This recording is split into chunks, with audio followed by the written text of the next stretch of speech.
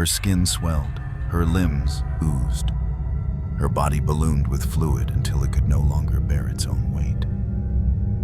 By the end, she couldn't walk. She couldn't lie down. She couldn't breathe. She sat in silence, choking on her own body. A crowned empress, drowning from the inside out.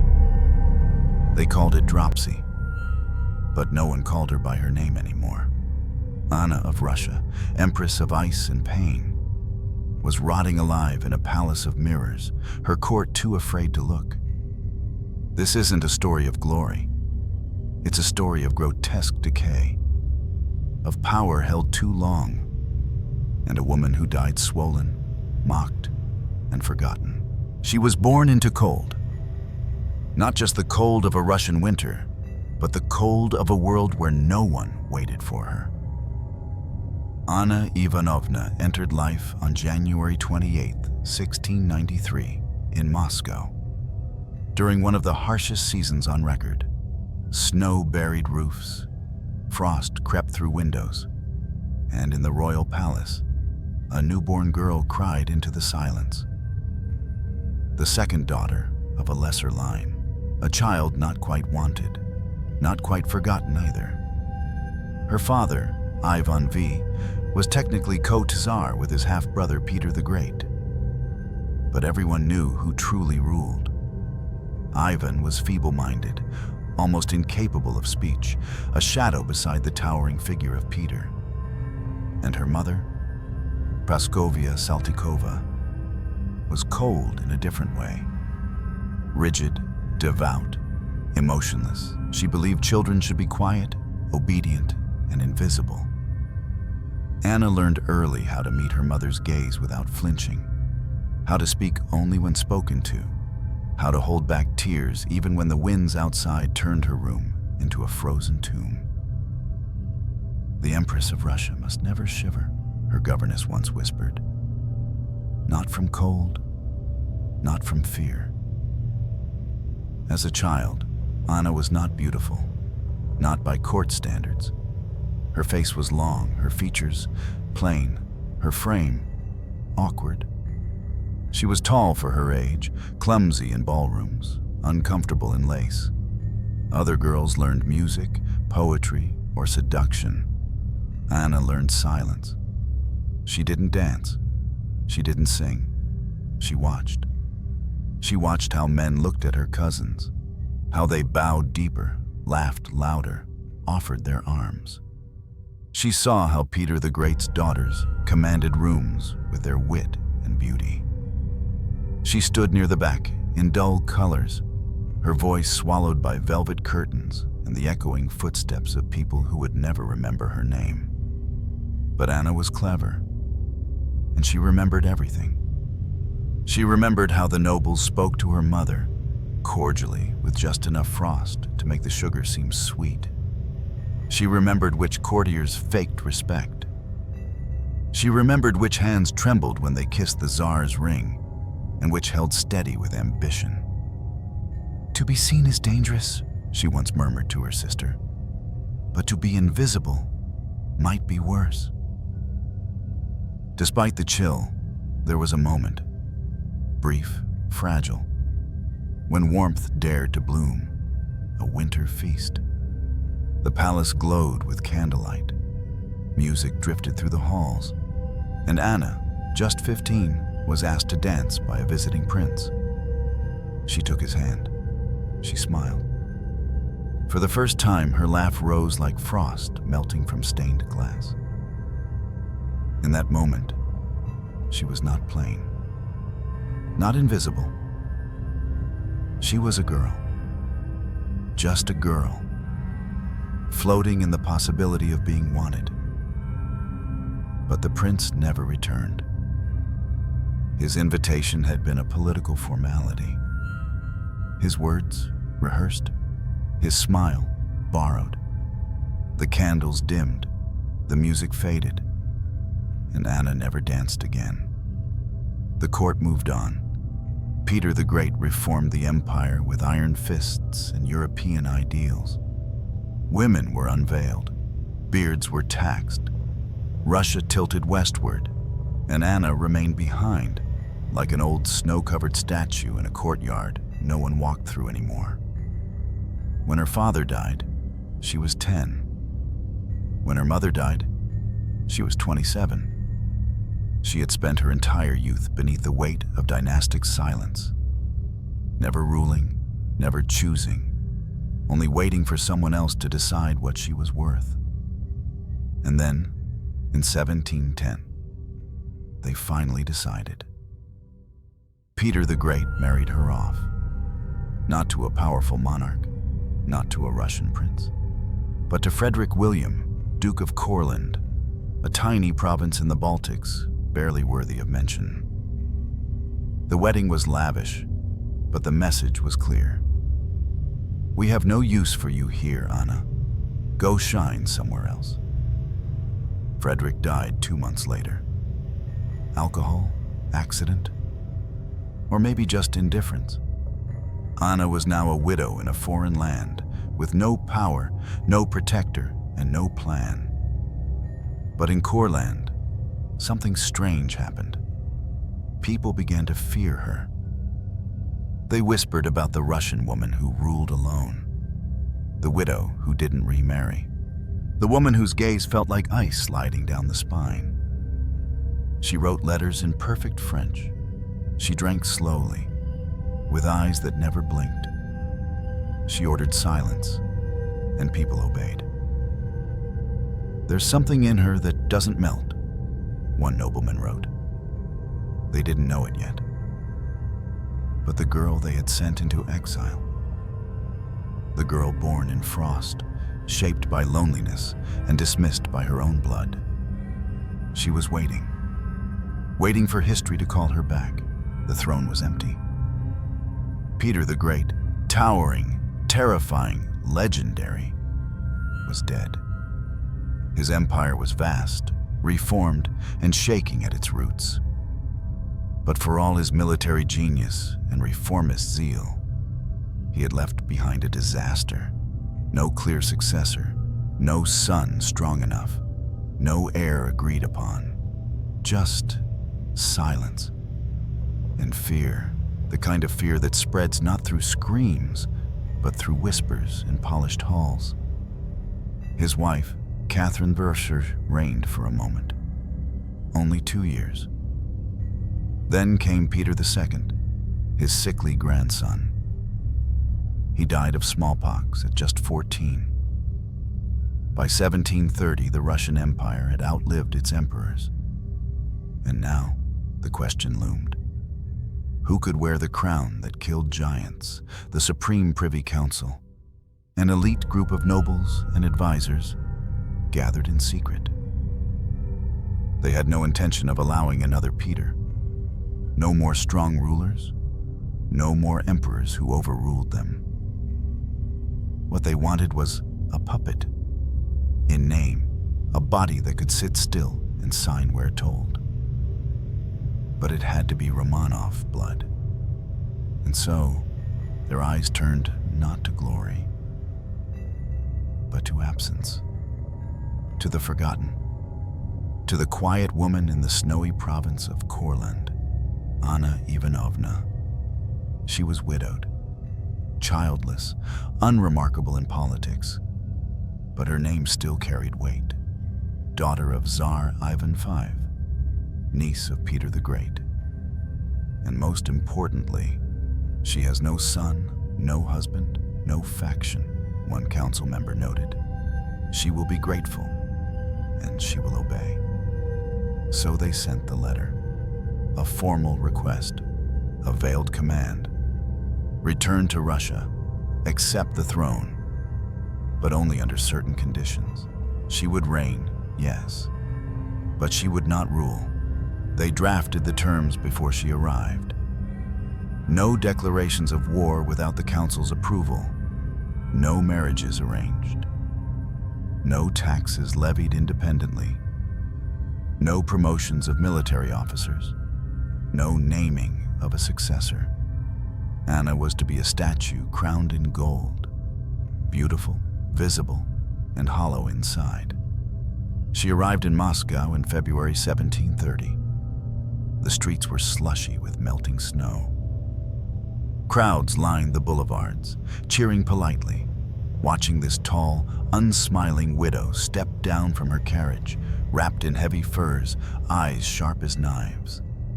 She didn't speak much. She observed. She let them perform the ceremonies, the speeches, the rituals. And when the Supreme Council presented her the conditions of rule, Anna read them, slowly, silently. Then she did something no one expected. She tore them up. Right there, in front of the council, in front of God, court, and empire. Rip, rip, rip. "I will not wear a crown that comes with chains," she said coldly. It was a coup, but in reverse. A woman, supposedly powerless, had just turned the tables on the most powerful men in the empire. And they let her. Because deep down, they feared something more than her strength. The chaos that would follow if they challenged it. Anna was now Empress of Russia. Not a puppet, not a placeholder, but the ruler. And the first thing she did was remove the men who had summoned her. Members of the council were exiled, stripped of titles, some imprisoned, others simply disappeared. Their attempt at control had handed absolute power to someone they didn't understand, someone they thought would be grateful. But Anna had learned a long time ago. Gratitude was weakness, mercy was a mask, and silence was more dangerous than shouting. In the days following her coronation, the city shifted. The court held its breath. No one knew who Anna truly was. She gave few interviews, no grand pronouncements, no sweeping reforms. But she made one thing clear. She was in control. She had waited in the shadows for decades. Now the throne was hers, and she sat on it like a block of ice. "She neither smiles nor rages," one ambassador wrote. "She freezes, and she watches." But beneath that composure, a storm was building. Anna hadn't come to simply govern. She came to reshape power in her image, cold, calculating, and absolute. She created a new secret police. She centralized the court around her, and she appointed an unlikely figure to her inner circle, a man named Ernst Johann Biron. Biron had once been her chamberlain, a man of minor nobility, soft-spoken and ruthless. Now he was the most feared man in Russia, because Anna loved him, not with passion, but with dependency. He spoke for her, whispered in her ear, ruled through her shadow. The nobles trembled. They had built a trap and fallen into it themselves. "Better an empress than a council," one general admitted. "At least you know who to fear." Anna's reign had begun not with celebration, but with submission. Not with music, but with silence broken only by the sound of torn parchment, rip. The day she refused their rules, Russia remembered something it had forgotten. A woman scorned is not powerless, she is patient. And patience, when thawed, becomes vengeance. The throne was solid now, anchored not in legitimacy, but in fear. Anna ruled with a calm cruelty, like frost settling silently across a frozen lake. Her policies were few, but her punishments were precise. Nobles bowed deeper. Courtiers spoke less.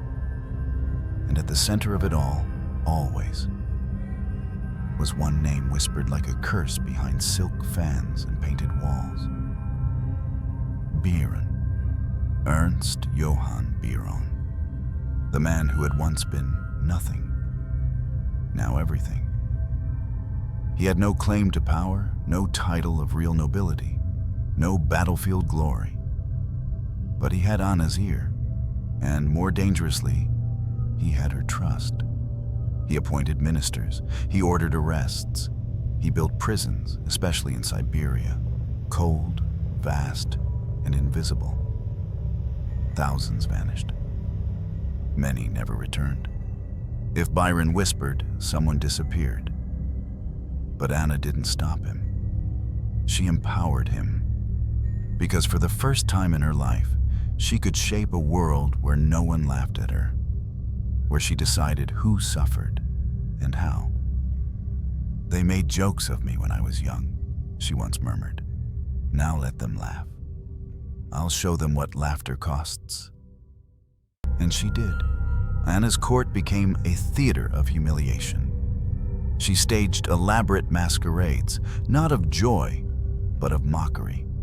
She ordered nobles to dress as peasants, to perform clumsy dances, to crawl on all fours in public feasts. Dignity was optional. Obedience was not. But nothing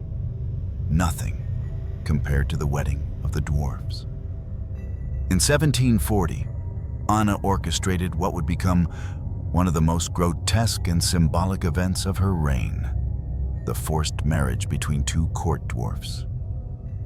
One a woman of striking intelligence, the other a man known for his deformities and stammer.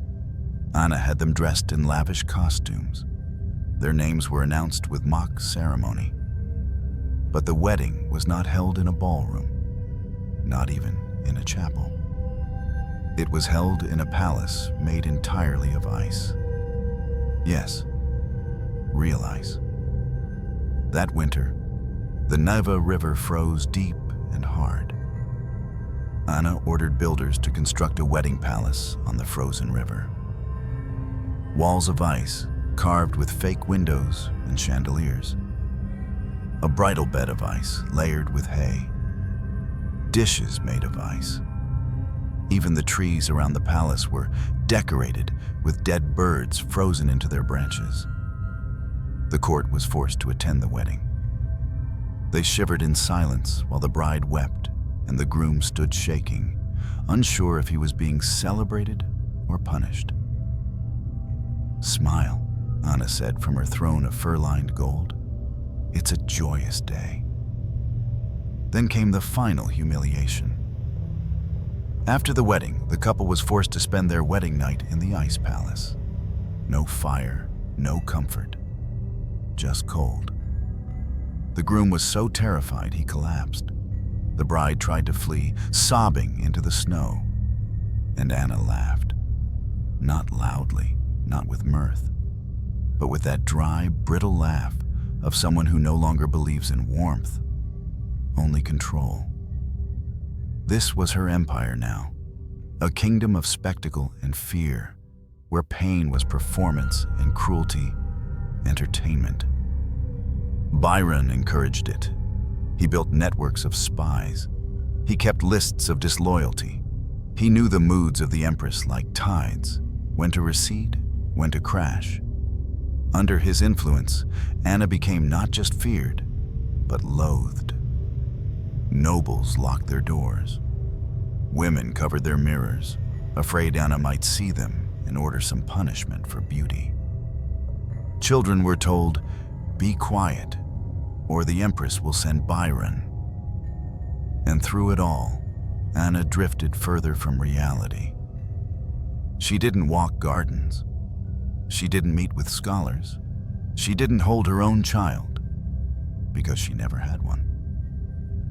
Instead, she ruled from inside her palaces like a ghost in velvet, surrounded by miniature jesters and tamed animals, sipping heavily flavored liquors, watching courtiers freeze. "She laughs with her teeth, not her heart," one ambassador noted. "It's not joy, it's revenge." But revenge, like frost, spreads quietly and kills slowly. Anna thought she was in control. But the sickness had already begun, not political, Not yet, but physical. She began to bloat. Her ankles swelled. Her dresses had to be restitched again and again. Doctors called it retention of fluids. Some called it imbalance of humors, but most simply called it dropsy. At first, Anna ignored it. She hated weakness. She had spent a life hiding her flaws, her awkwardness, her loneliness, her pain. But her body refused to obey. Each morning she woke more swollen. Each night she needed help to undress. Her legs could no longer fit into boots.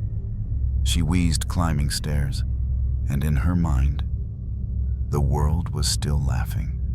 She doubled down.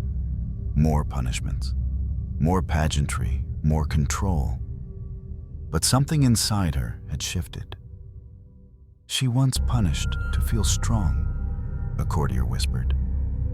Now she punishes because she's afraid. Afraid the laughter would return. Afraid the body she had once ruled would betray her. Afraid of a death as ridiculous as the wedding she staged. And in that fear, the cruelty only grew. But so did the swelling. At first it was just swelling. Harmless, they said. Fluid retention, a minor imbalance. But Anna could feel it, creeping beneath her skin, pooling in her ankles, pressing against her ribs like a quiet mutiny. She began to walk slower. Her robes had to be loosened. She avoided mirrors. But the courtiers noticed. Of course they did. They bowed as usual, smiled as usual. But behind their polished masks, their eyes shifted downward to the puffed hands, the bulging cheeks, the stiffness in her stride.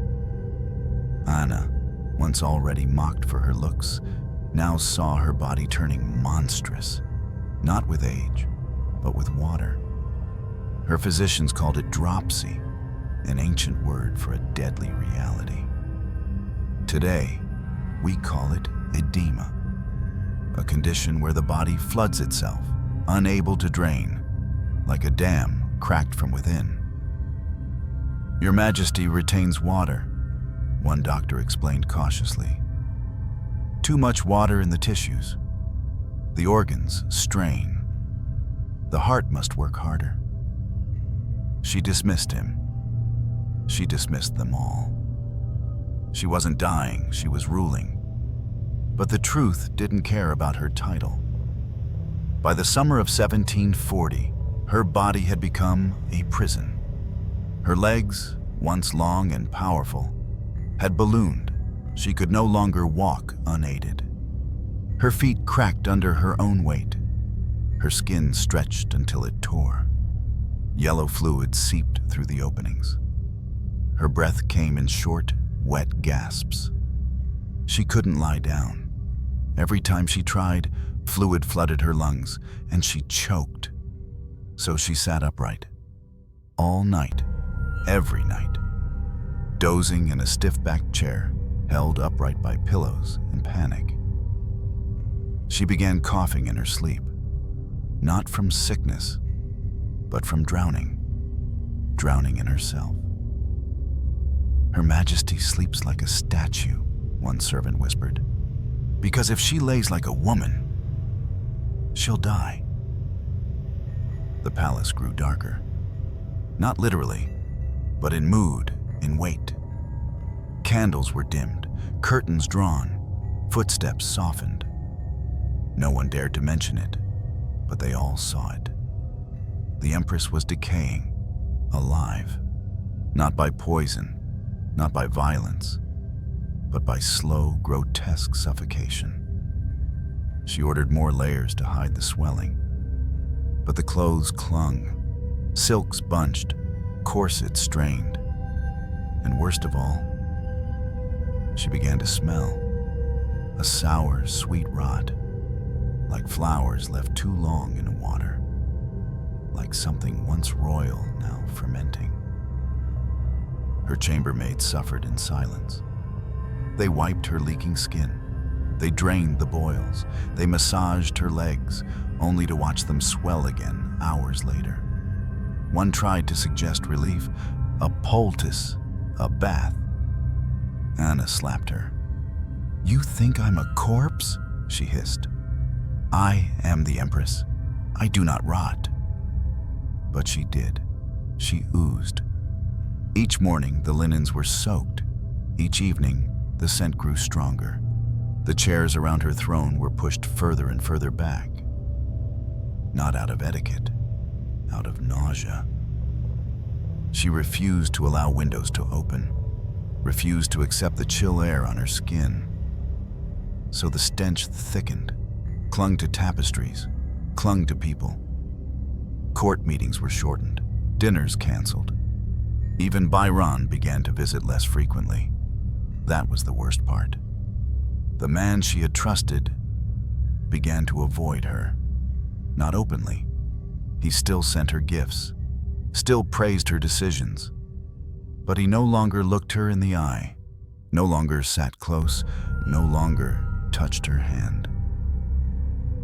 "He fears infection," she muttered once. "Not from illness, from weakness."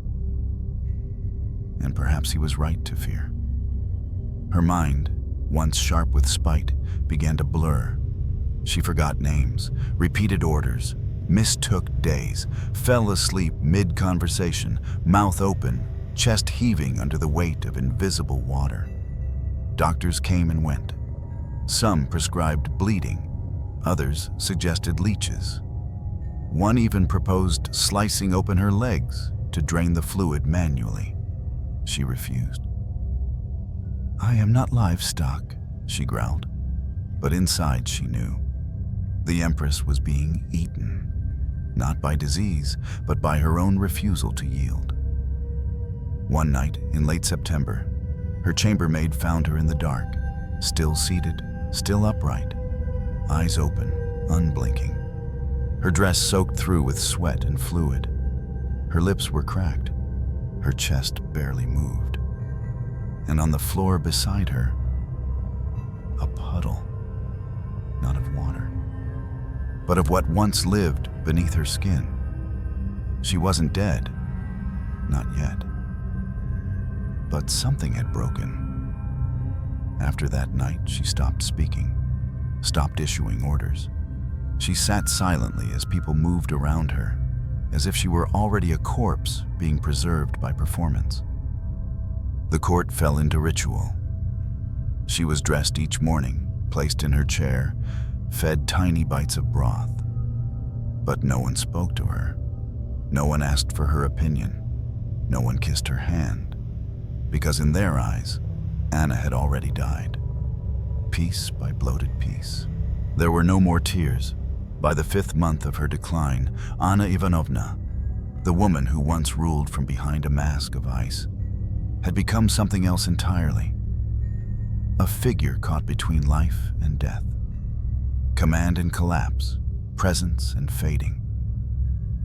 She still wore the title. Still sat in her gilded chair surrounded by velvet and gold. But she no longer ruled. She was ruled. By her body, by her silence, by the heavy breath that rattled through her lungs like wind through broken pipes. The court no longer feared her wrath. They feared something worse. Her gaze. She stared at them, unblinking, unmoving, sometimes for minutes at a time. Once a maid dropped a silver spoon. The clang echoed across the marble hall. Anna didn't flinch. She just stared at the girl until she wept, then ordered her to be whipped. "For disturbing silence," she said flatly. But the silence wasn't peace. It was weight. It filled the palace like smoke, thick, invisible, choking. Servants tiptoed. Courtiers whispered. Messages were passed in nods and lowered eyes. Anna's mind had begun to slip. She repeated commands she had given days before, forgot names, even those of her closest ladies. She mistook reflections for people. Once, she spoke to her own shadow for nearly an hour. "Do you see me?" she asked it. "Am I still here?" Some say she believed herself haunted. Others said it wasn't ghosts. It was memory. She had buried too many things for too long. Her youth, her dignity, her desire to be loved. And now, in the twilight of her empire, those buried things clawed their way back up. Not with rage, but with sadness. Deep, suffocating sadness. But Anna never cried. She had learned early that tears meant danger. Tears were for little girls who danced alone. Tears were for women cast off to cold provinces. Tears were for empresses who couldn't hold power. So she refused them, even as her body bloated beyond recognition, even as her skin cracked and leaked, even as her breath sounded like someone drowning in a locked room. Anna held it in. "I will not be pitied," she once whispered to herself. "I will not be reduced to water." But what else was she now? She had become a vessel of fluids and fear. She began to fear mirrors, ordered them all removed from her chambers. But it wasn't her face she feared. It was what she no longer recognized. Her jawline was gone, her eyes swollen nearly shut, her neck folded into itself like wet cloth. What stared back was not a woman, not a ruler, but a swollen monument to the decay of unchecked power. She broke her last mirror with a cane. Glass shattered across the marble. No one dared pick up the pieces for hours. At night, the palace echoed with strange sounds. Sometimes it was coughing, wet and deep. Sometimes the dragging of feet down a hallway she no longer walked. Sometimes laughter, but not the laughter of joy. It was short, choked, bitter, laughter like a sob that changed its mind. One night, a maid found Anna whispering to a candle. "They never loved me," she said. "Not my mother, not Peter, not even him." The flame flickered, so I made them fear me instead. She began to collect strange things. Broken glass, torn bits of parchment, ribbons stained with fluid. She tucked them in drawers, under cushions, inside her gown. One day, she handed a courtier a lock of her own hair, matted and falling out in chunks. "In case you forget who gave you power," she said, smiling faintly. He resigned the next day. And then came the painting. The court had commissioned a final portrait of the Empress, an image to immortalize her legacy. The artist, terrified, painted from memory. He used an old image, young, regal, sharp-eyed. When Anna saw it, she laughed, for the first time in weeks. "That's not me," she said. "That woman has skin." She ordered it destroyed, burned, gone. Instead, she demanded a new one. No flattery, no fantasy. "Paint what I am," she said, "not what they want to remember." The artist refused. He fled the palace that night, and still, no tears. The pressure in her body was immense. Her face throbbed with swelling, but her eyes remained dry. She hadn't cried since her girlhood, since that dance. Since that night, the prince never returned. It wasn't just pride, it was fear. "If I cry," she once said, "I may never stop." Because there was too much to grieve. The body she had lost, the people who had left, the power that felt less like a crown and more like a chain. But grief needs an exit, and when it doesn't leave through tears, it turns inward, it rots, it suffocates, just like the water now rising in her lungs. By October of 1740, the walls of the Winter Palace had begun to breathe with sickness. Not literally, but the air had changed. The silk curtains held the scent of decay. The stone floors grew damp where they had once echoed. And the whispers, always the whispers, ran through the palace like rats beneath rotting floorboards. She's dying. No, she's already dead. No one knows what to do. Because how do you bury an empress who's still breathing? Anna no longer spoke. Her mouth had cracked at the corners. Her lips were too swollen to close fully. Every breath gurgled through her chest like water in a drowning well. Her eyes, nearly sealed shut by edema, stared glassy into space. And the smell. It wasn't illness anymore. It was rot. Putrefaction had begun before the soul had even left. Her skin wept. Not sweat, fluid, yellow, slick. Every press of the sheets left stains. When her hand was lifted by a nurse, the flesh dented and took minutes to return. Her belly was grotesque, stretched round as a drum. Doctors believed it held nearly 20 liters of fluid, trapped inside, pressing against her organs. They could hear it slosh when she moved. A walking barrel of death, one physician muttered in horror, then was exiled for saying it aloud. Her legs were worse. The skin had begun to break, not from injury, but from pressure. Small cracks at first, then wide splits, then open wounds where the swelling pushed outward, and the body could no longer hold itself together. From those wounds leaked not just fluid, but a pinkish mixture of lymph, pus, and early decay. Flies gathered.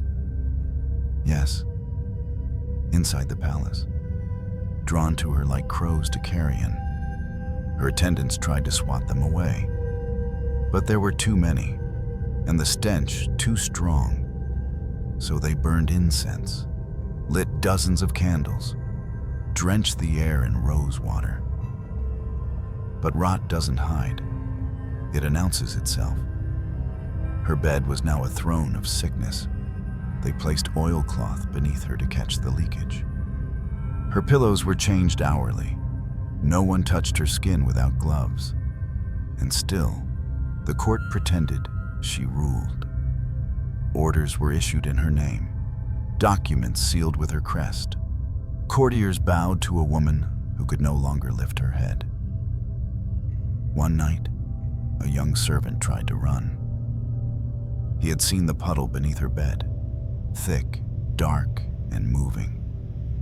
Moving. "It's her," he whispered, terrified. "She's melting." He wasn't entirely wrong. Modern medicine would call it anasarca, massive, generalized edema. A rare final stage where every cell in the body is drowning. The organs lose function, the blood thins, the immune system collapses, and the body begins to digest itself.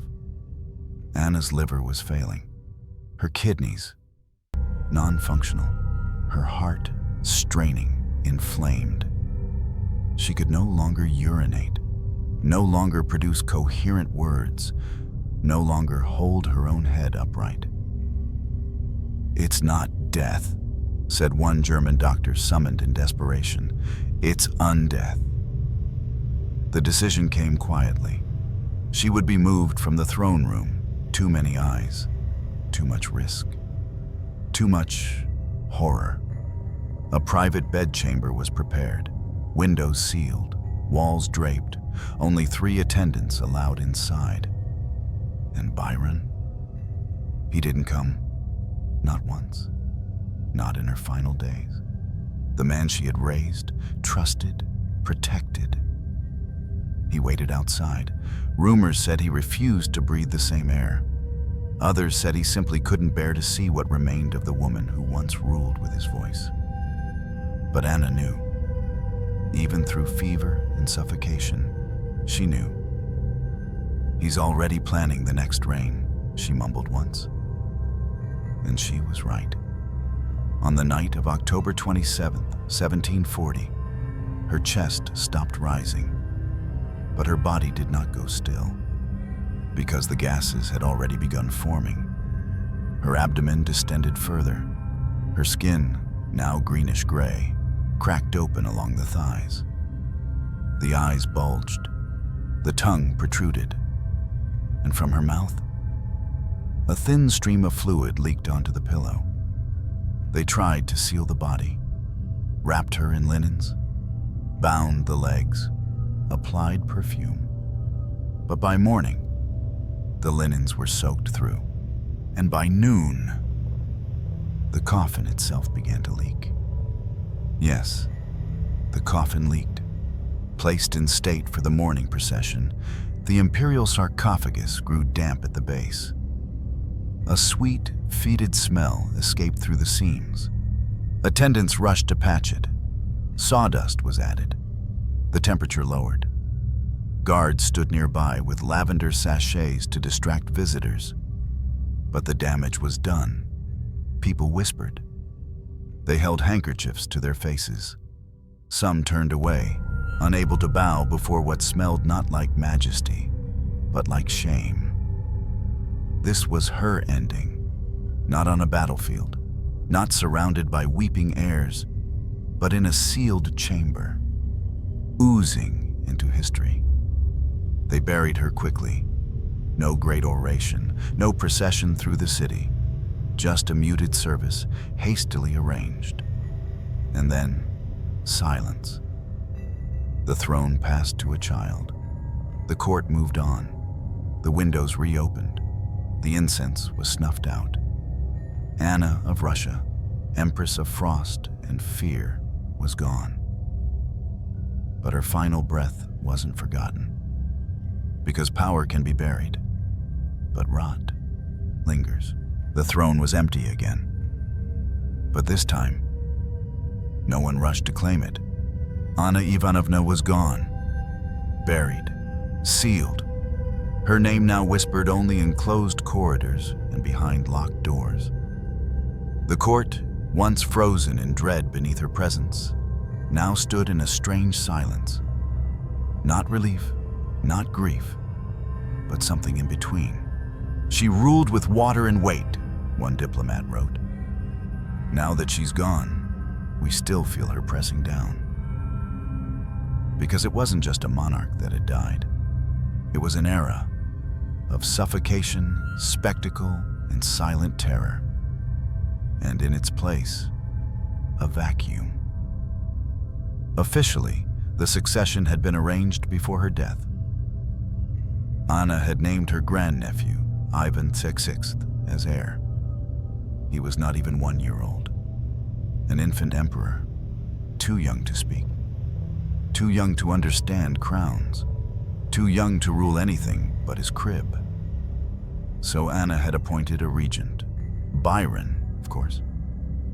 The man who had whispered through her entire reign would now speak for the baby. The empire would not be ruled by blood, but by breath. His.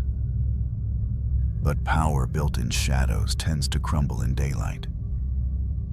The nobles had waited for this. Years of silence, years of humiliation, years of smiling while Anna paraded her grotesque entertainments and ruled through her lover. They had bowed for survival. Now they bowed no more. Within days of Anna's burial, alliances shifted. Byron was declared regent. But that night, armed guards crept through the corridors of the palace. At dawn, he was seized in his bed, dragged from his chambers, beaten, imprisoned. His reign ended before it began. He thought he ruled through Anna, one courtier said. He forgot that fear dies when its source stops breathing. The empire now belonged to a child, and to the ambitions of those circling him. Anna Leopoldovna, the infant emperor's mother, took the regency next. She was competent, but not commanding. Smart, but not ruthless. She lacked what Anna had weaponized: coldness. And so the throne trembled. Ministers moved like vultures. Every decision was second-guessed, every appointment questioned. No one could forget the way power had leaked from the walls, literally. Anna's death had stained the palace with an odor no perfume could mask. And in that stench, people remembered. They remembered the Ice Palace wedding. They remembered the screams. They remembered the chair that reeked of death. The Russian people, too, were uncertain. They had feared Anna, but they had understood her. She was iron wrapped in fur. Cruel, yes, but decisive.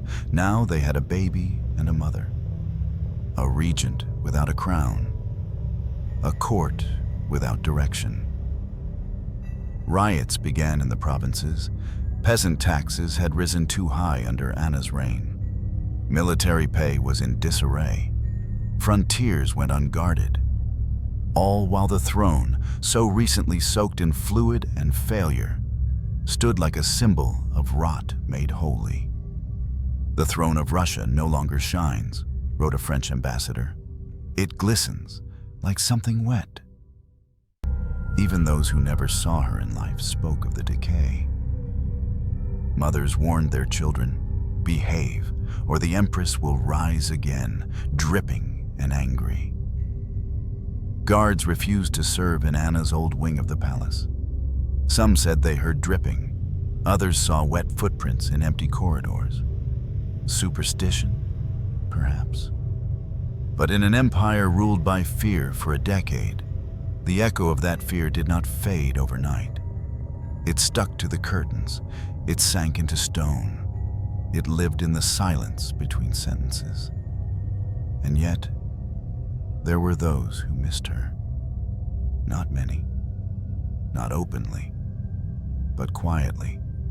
Because Anna, for all her grotesque endings and icy touch, had held the empire still. She had ruled absolutely. She had punished swiftly. And for all her eccentric horrors, she had kept the chaos at bay. Now the empire teetered. One regent, then another. Coups, arrests, secret plots. Anna ruled like a storm contained in glass, one general muttered. Now the glass is broken, and all we have is the wind. Even in death, her influence lingered. Policies she passed remained law. Ministers she promoted still held power. The exile system she expanded continued to swallow thousands into the Siberian snow. And the memory of her body, how it died, how it leaked, how it stank, became a kind of political metaphor, a warning. "Let no one rule too long," one noble whispered, "lest they rot the crown from within." The palace was cleaned, scrubbed, sanded, drapes burned, chairs reupholstered, and yet it remained. The memory, the weight, the fear, not of being ruled, but of being forgotten and remembered for the wrong reasons. History, like the human body, chooses what it digests and what it discards. When Anna Ivanovna died, she left behind no children, no dynasty, and no mourners brave enough to speak her name in reverence. What she left behind was silence. And that silence became a weapon. Because sometimes the sharpest judgment history can give is indifference the chroniclers of her reign, those pale men with ink-stained fingers, barely knew what to write. They had spent years flattering her in letters and decrees. They had called her radiant sovereign, pillar of empire, mother of the people. But now she was a problem. A body too swollen for burial, and a legacy too grotesque for memory. So they minimized. Pages were trimmed, details omitted, names erased. In official court histories, Anna's reign became a brief transition, a necessary placeholder between Peter the Great and the future. She held the throne for 10 years, one text recorded. She preserved the peace. That's all. No mention of the dwarf wedding, no mention of the secret police, no mention of the palace built from ice or the coffin that leaked across a marble floor. It is better not to dwell on excess, wrote one state historian. Decency demands restraint. But truth demands honesty. And the truth was, Anna had ruled with a mixture of trauma and cruelty. Her scars shaping her scepter, her pain translated into policy. In private writings, the tone was different. Foreign ambassadors joked in letters, Anna the bloated, the empress who couldn't fit her coffin, Tsarina of water and whips.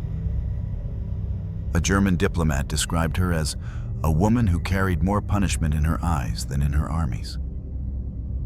A French traveler called her Russia's swollen ghost, and among the Russian elite, she became a cautionary tale.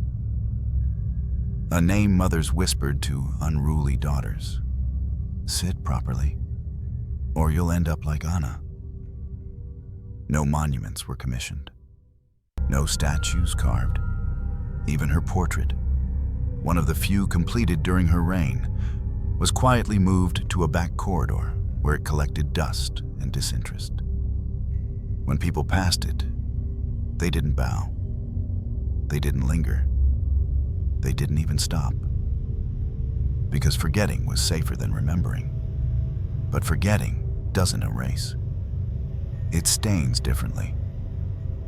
Anna's policies, her centralized bureaucracy, her harsh censorship, her Siberian exile systems remained intact. Her fingerprints lingered on the empire like the scent of rot on velvet. And then came Catherine the Great, brilliant, charismatic, Western. Everything Anna was not. Catherine rewrote Russia's narrative. She idolized Peter the Great. She romanticized the Enlightenment. And Anna? She was buried under adjectives. Vulgar, cruel, unrefined, unworthy. Catherine once remarked in court, "Some women wear power like perfume, others like sweat." Everyone laughed. They knew who she meant. Anna had become a historical embarrassment. A hiccup, a mistake. And yet, beneath the mockery, was a deeper discomfort. Because Anna had shown something terrifying. That a woman scorned, silenced, and underestimated could rise to power and wield it without apology. She had needed no husband, no heir, no charm.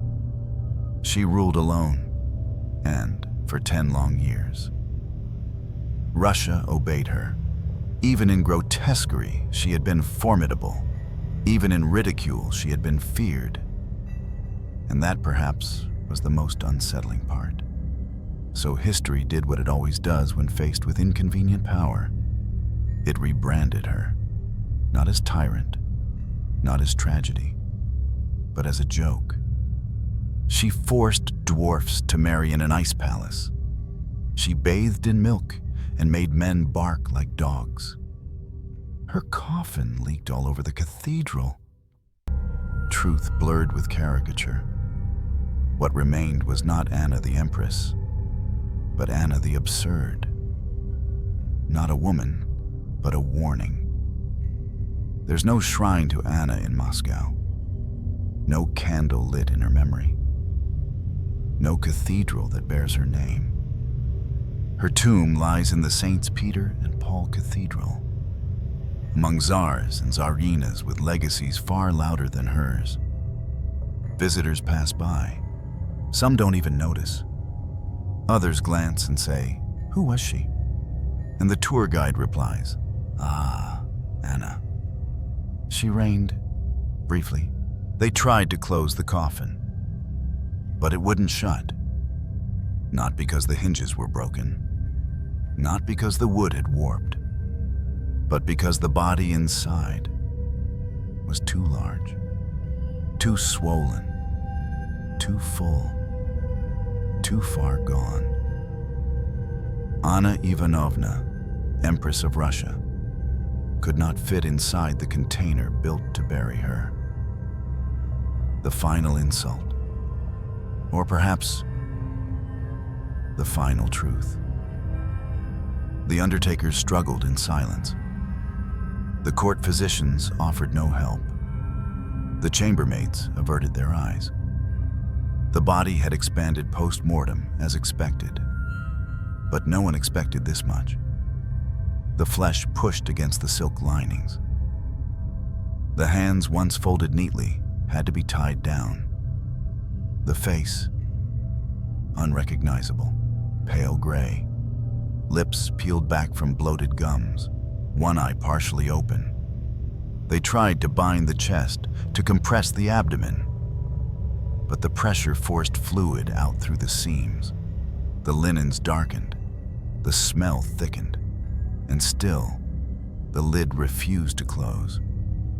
They considered draining her, slitting the torso, removing the liquid, stuffing the cavity with herbs and gauze. But an empress could not be treated like meat, not openly. So instead, they padded the inside with more cloth, sawdust, cedar shavings, anything to soak and mask the rot.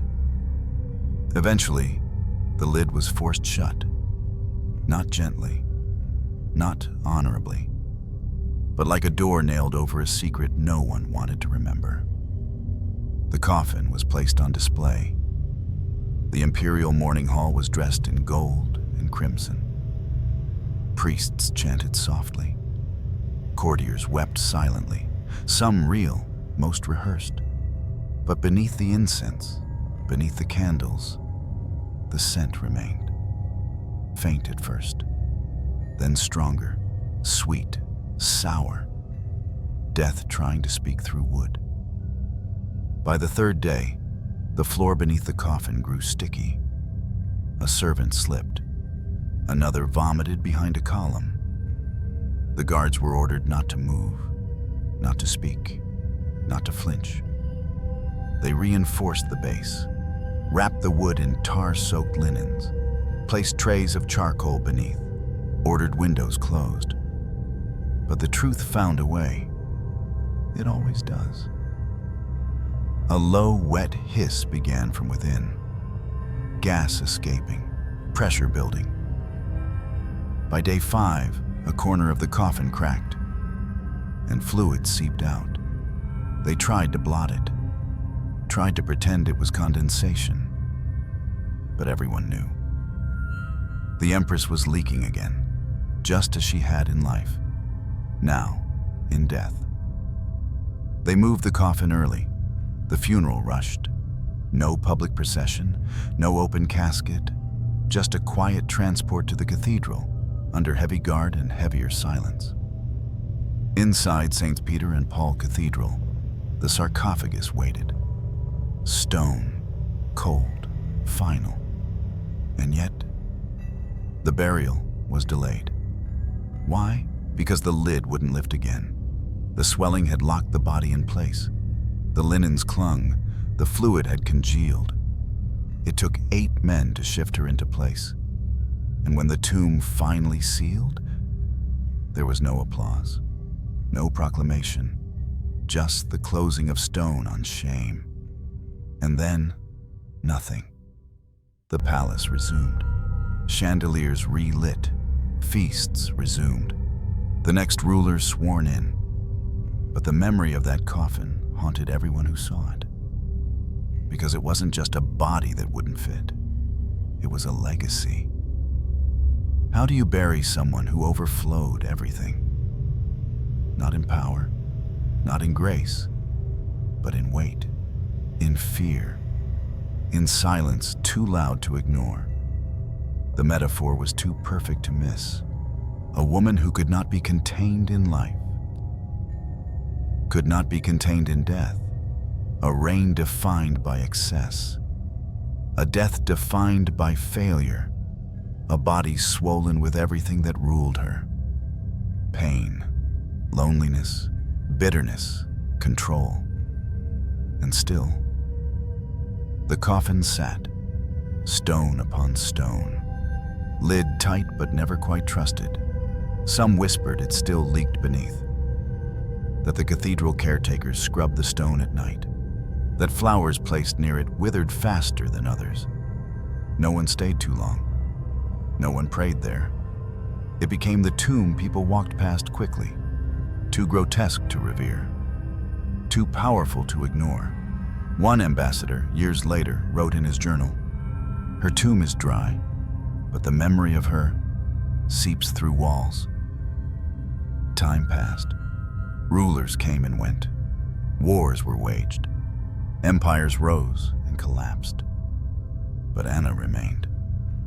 Not in pages of glory, but in a sealed box too full to close. A symbol of power pushed past humanity, of control that consumed itself, of a crown that, when placed on the wrong head, begins to poison the skin beneath it. History has many ways to punish the powerful.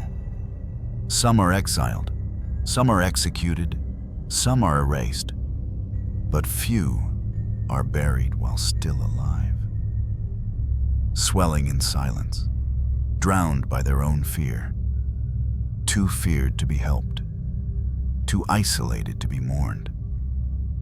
That was the fate of Empress Anna of Russia. She did not die in war. She did not die by betrayal. She died surrounded by everything she had built: power, obedience, control, but not love. When we speak of monarchs, we often remember their glory, their victories, their crowns, their portraits hanging in galleries. But Anna left behind no victories, no heirs, no poetry in marble. She left behind a coffin that wouldn't close, and a lesson history tried not to teach us. That power, when stripped of connection, rots. That rule without empathy is not rule at all. It's imprisonment. She began her life invisible, overlooked, undervalued, unwanted, so she built a world where no one could ignore her, where silence was enforced, where laughter was punished, where she decided who smiled and who wept. She ruled by fear because she had never known affection. She mocked others because she had once been mocked. She controlled every inch of her court because she could not control her own pain. And the most tragic part? She never escaped it. Even as empress, even as autocrat, she was still that girl. Alone in a ballroom, waiting for someone to ask her to dance. The people feared her, but they never wept for her. They never built statues. They never whispered her name with reverence. And that, I think, was her true punishment. I don't believe Anna was born cruel. I believe she was formed by cruelty, by a system that taught girls to be silent, that punished emotion, that turned scars into strategy. She inherited a throne, but not the tools to sit on it with grace. So she built her empire in ice, because fire had never been offered to her. We often ask, how could she do such things? Force dwarfs to marry for sport, strip nobles of dignity, laugh at people begging for mercy. But maybe the better question is, how much cold must someone feel before they decide no one else deserves warmth either? Still, pain doesn't excuse cruelty. Anna had a choice. She could have broken the cycle. She could have ruled with gentleness, with memory, with compassion. Instead, she ruled with mirrors and whips and silence. And in the end, her own body turned on her, just as she had turned on others. They say the Empress died of dropsy. But dropsy was only the diagnosis. The cause was deeper. She died of accumulation, of what she held and never released. Grief, loneliness, bitterness. 1,000 unshed tears that drowned her from within. There's something unspeakably sad about her final days. Not the smell, not the swelling, not even the leaking coffin, but the emptiness around her, the stillness in the hall, the way no one cried, the way history tried to move on without her. You see, there is no tragedy in death itself, only in dying without having truly lived, without having been seen, without having been loved. Anna ruled an empire, but she never ruled a heart, and for that, she paid a price no crown could protect her from. Today, if you walk through the cathedral in St. Petersburg, you can still find her tomb.